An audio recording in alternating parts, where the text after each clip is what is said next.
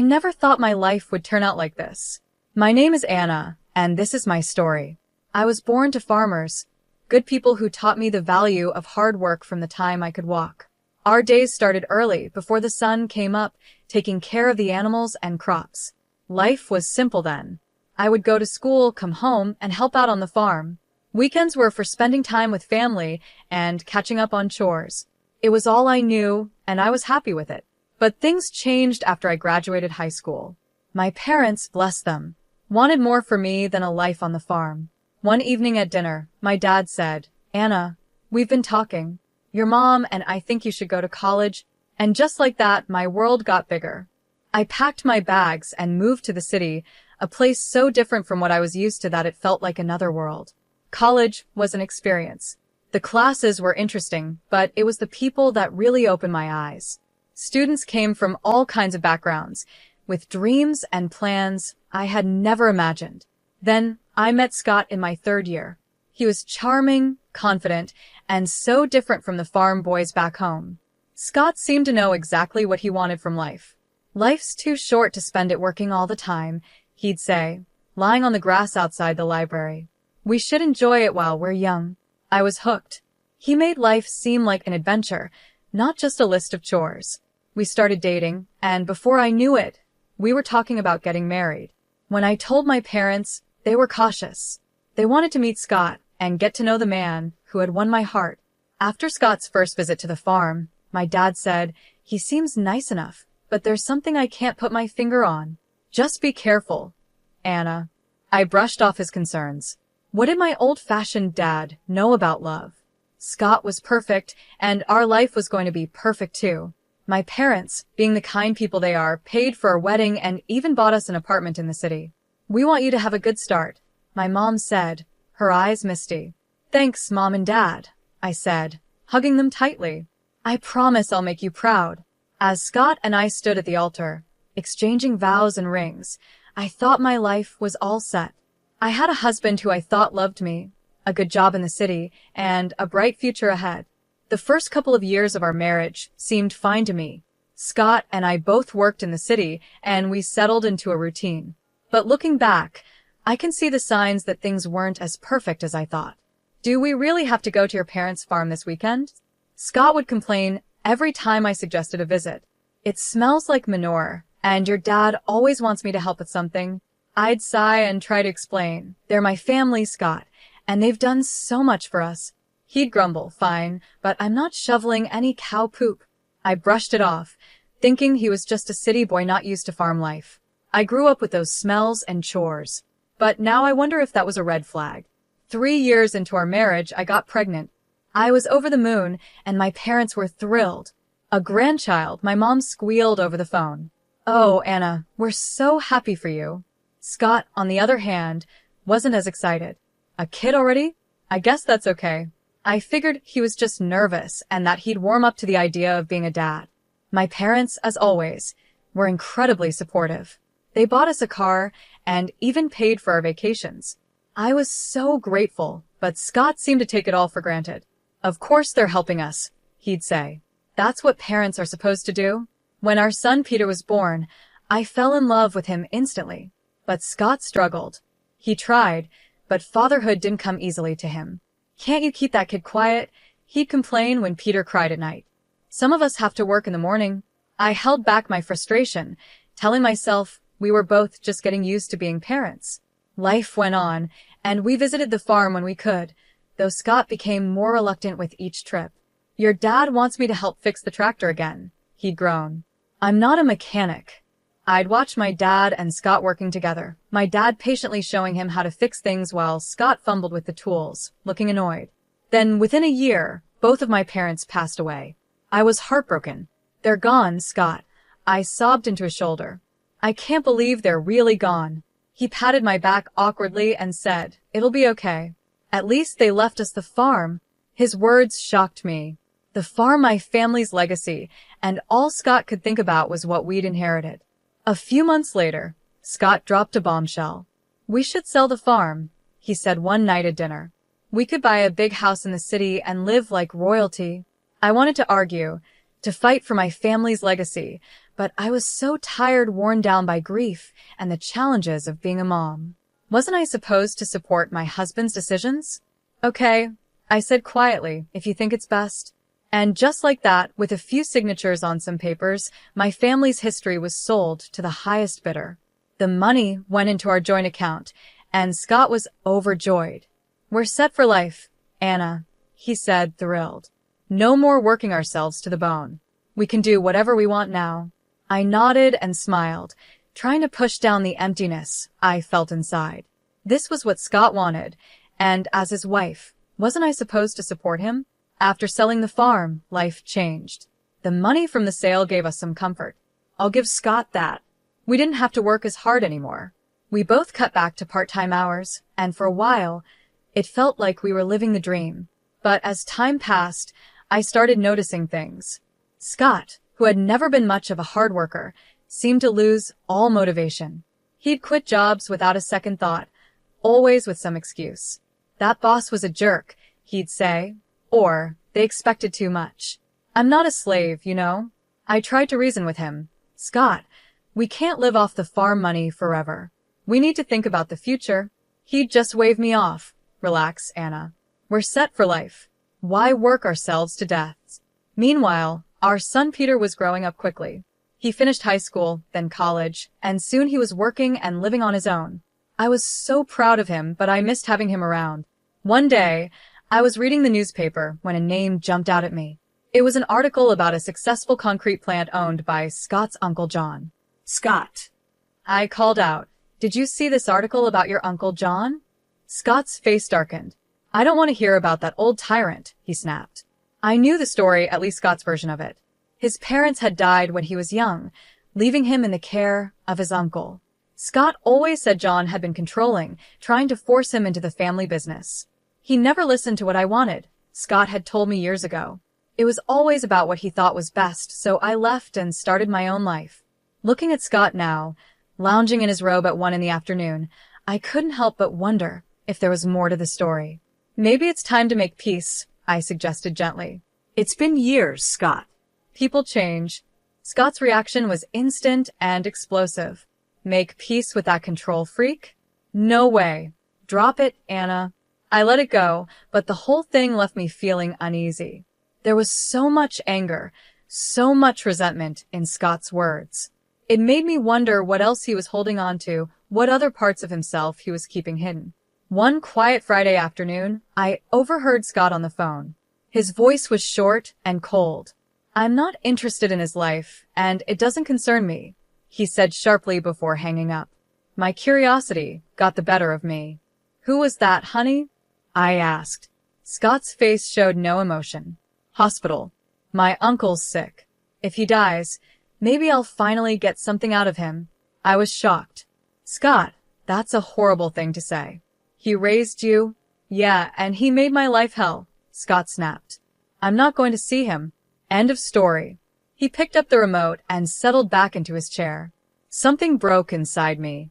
This wasn't the man I had married. This wasn't the person I thought I knew. Without saying a word to Scott, I went to the bedroom and called Peter. "Hey, sweetie," I said when he answered. "How would you feel about meeting your great uncles?" Peter was surprised but agreed quickly. An hour later, we walked into the hospital, my heart racing. The ICU was filled with the sound of beeping machines and soft voices. There, in a bed surrounded by monitors, was Scott's Uncle John. He looked small and weak, nothing like the controlling man Scott had described. When we introduced ourselves, his eyes filled with tears. "Anna, Peter," he said, his voice soft but warm. "I've wanted to meet you for so long." For the next hour, John told us his side of the story. He explained how he had taken Scott in after his parents died and raised him like his own. "I loved that boy," John said, his voice breaking. "I wanted him to have everything, carry on the family business, have a good life. But Scott had other ideas." John went on to explain that Scott didn't want the responsibility. He said he didn't want to work hard like I did, staying up at night worrying about the business. As John spoke, I felt a sinking feeling. His words painted a picture I knew all too well. Scott demanded I sell the business, John said, shaking his head. He wanted me to give him a monthly allowance, an apartment, a car. He said I owed him a carefree life. I glanced at Peter, and I could see the same shock on his face. I told him that's not how life works, John continued. I begged him to stay and learn the business, but he just got angry. He said he'd find a rich wife and never have to work again. I sat in Uncle John's hospital room, and memories from the past 12 years flooded my mind. It was like I was finally seeing the truth. Scott had never kept a job for long. He always worked part-time, called in sick, and took lots of days off. I had always thought it was because he was stressed or just a free spirit, but now I understood. He would always say, "Life is for fun, Anna. Why work so hard?" A sick feeling hit me as I realized that Scott didn't marry me for love. He married me for my family's money, for the easy life he thought I could give him. I was just a way for him to get what he wanted, the rich wife he had promised his uncle he'd find. Tears filled my eyes as the truth sank in. Our life, our marriage, our family, it had all been built on a lie. Uncle John's weak voice pulled me from my thoughts. "I'm so sorry," he said. "I wanted to leave something for you and Peter, but I can't." "It's okay," I said, squeezing his hand. "We don't need anything." "I had plans," John continued, sounding upset. "A new project. It would have changed everything, but I ran out of time." Suddenly, John's face twisted in pain, and the machines around him started beeping urgently. A nurse rushed in. "You need to leave," she said. A few days later, the call came. Uncle John had passed away. When I told Scott, his reaction made my blood run cold. "Finally," he exclaimed, grinning. "Took the old bastard long enough." I stared at him, horrified. "Scott, he was your uncle. He raised you." Scott waved me off. Yeah, so when's the funeral? Do I need to go?" In the end, Scott didn't attend the funeral. Peter and I arranged it ourselves. It was a small, dignified service that I hoped would have made Uncle John proud. While I was mourning a man I had barely known, my husband was at home celebrating, calculating his new wealth. I overheard him on the phone when I got home, saying, "The factory's got to be worth at least $30 million. Can you believe it? I'm rich." I watched Scott strut around the house, bragging about his inheritance, and felt nothing but disgust. This wasn't the man I thought I'd married. He was a stranger in my husband's skin. Then things got even worse. One evening, Scott looked at me with cold eyes and said, "You know, Anna, you're getting kind of old for me. I think it's time for an upgrade." I couldn't believe what I was hearing. "Excuse me?" I asked. He shrugged, not even trying to look guilty. "You heard me. I'm rich now. I can do better." Over the next few weeks, Scott's behavior spiraled out of control. He stayed out late, coming home in the early morning, reeking of alcohol and perfume. More than once, I was left feeling like I had lost everything. I noticed lipstick stains on Scott's collar, and every time I confronted him, he'd brush me off. "Mind your own business," he'd say. "You should be grateful I come home at all." One night, as I lay awake, listening to him stumble in at 4 a.m., I realized something had to change. I couldn't keep living like this. I deserved better, but more importantly, I needed to know the truth about Scott, about the inheritance, and about the life I thought we had built together. One morning, after another night of Scott coming home at dawn, I'd had enough. "Where were you?" I demanded, my voice shaking with anger and hurt. Scott rubbed his bloodshot eyes and narrowed them at me. "None of your damn business, Anna. You should be grateful I even come back at all." I felt like I'd been slapped. "Grateful? Is that what you think our marriage is?" He ignored my question, his eyes calculating. "How much is left from your parents' inheritance? We must have some savings, right?" The sudden change of topic caught me off guard. "What?" "Scott, we've spent it all. The accounts are empty." His face twisted with disgust. "Empty? You've got to be kidding me." He paced the room, muttering to himself, then turned to me, his eyes cold. "Well, I guess that's it then. I'm done here. Done with you." Before I could respond, the front door opened and Peter walked in, his eyes widening as he saw the tension in the room. Scott's demeanor shifted instantly. He forced a smile and walked over to our son. Peter, my boy, just the person I wanted to see. I need you to sign something for me. Scott pulled a document from his pocket and handed it to Peter. It's just a formality. You're giving up any claim to Uncle John's estate. Since there's no will, it all comes to me anyway.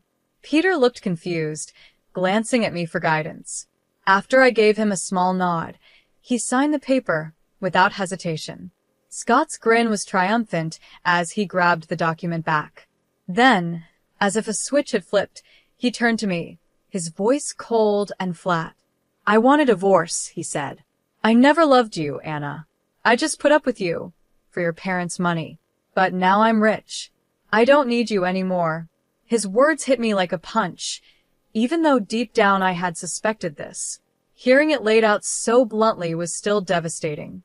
I'm moving to Uncle John's house, Scott continued, already packing a suitcase.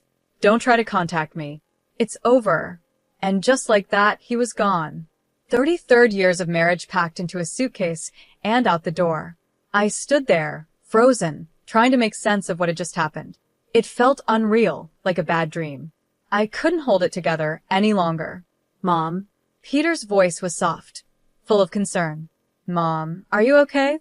I turned to look at my son, my steady rock, and the dam broke. Tears poured down my face as Peter wrapped his arms around me. It's okay, Mom, he whispered, holding me tight.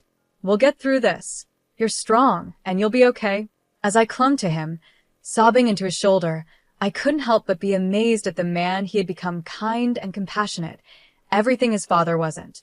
Then I realized something. You're the best thing he ever did, I whispered to Peter. The only good thing to come out of this marriage. Peter hugged me even tighter, and in that moment, I knew that no matter what happened, I wasn't alone. I had my son, and together, we'd face whatever came next. The weeks after Scott left were a blur of pain and disbelief. I tried to stay strong, to focus on moving forward, but it wasn't easy. Scott seemed determined to flaunt his new life right in my face. It started with his Facebook posts, pictures of Uncle John's mansion, which was now Scott's home, filled his timeline. I tried to ignore it and focus on healing. Then, the photos changed. A young woman started appearing in them. She was blonde, beautiful, and barely older than Peter. In one photo, Scott had his arm around her, both of them smiling at the camera. The caption made me feel sick. Meet my fiancée, Joyce. Upgrade complete. The calls started almost immediately. Friends, acquaintances, even some of Peter's old teachers reached out. Anna, dear, is everything okay? We saw Scott's posts. What's going on? I couldn't take it anymore, the humiliation, the constant reminders of Scott's betrayal. It was all too much. So, I did something I never thought I'd do. I called Scott and asked to meet. After speaking with a lawyer, the day of the meeting arrived. I waited at our old favorite cafe, divorce papers in hand.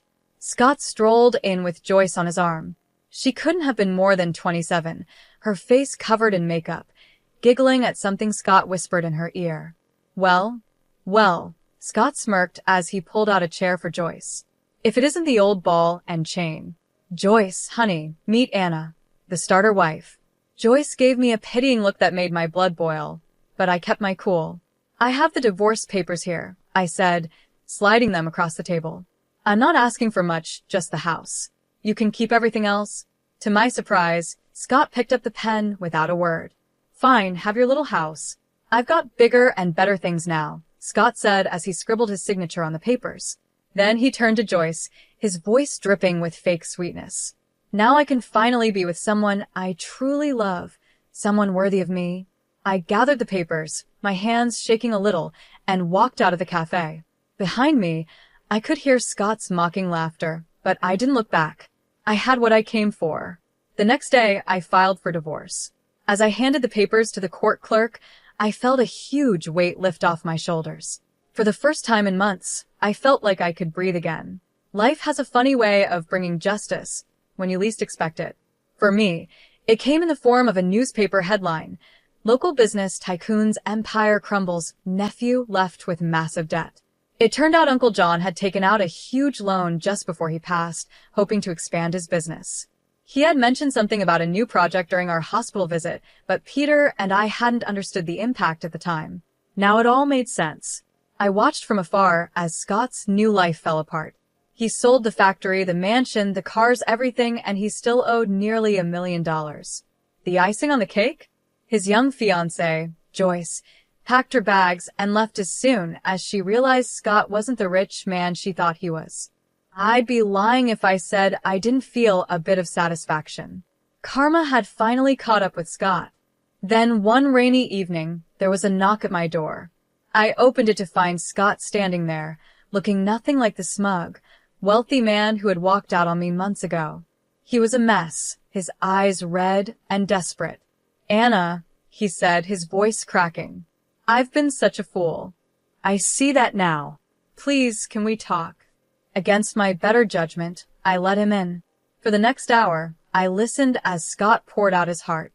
He told me how he had lost everything and realized what really mattered in life. "I was wrong, Anna," he said, his eyes begging. "So wrong. But now I see you were the only one who ever truly cared for me, the only one I've ever really loved." Then, to my shock, Scott got down on one knee, pulling out a small velvet box. "Anna, please give me another chance. Marry me again. Together, we can get through anything." For a moment, I was speechless. Then I did something that surprised even me. I laughed. It started as a small chuckle and grew into full-blown laughter, with tears running down my face. Scott's expression dropped. "What's so funny?" he asked, confused. When I finally caught my breath, I looked Scott straight in the eye. "Oh, Scott, did you really think it would be that easy? That you could treat me like trash, throw me away, and then come crawling back when your life fell apart?" His face darkened, and he stood up, angry. "Now listen here," he snarled. "This is my house too. I have rights." I calmly walked to the drawer where I kept the divorce papers, pulled them out, and showed him his own signature. "No, Scott, you don't. You sign away any claim to this house. It's mine. Now get out, or I'll call the cops."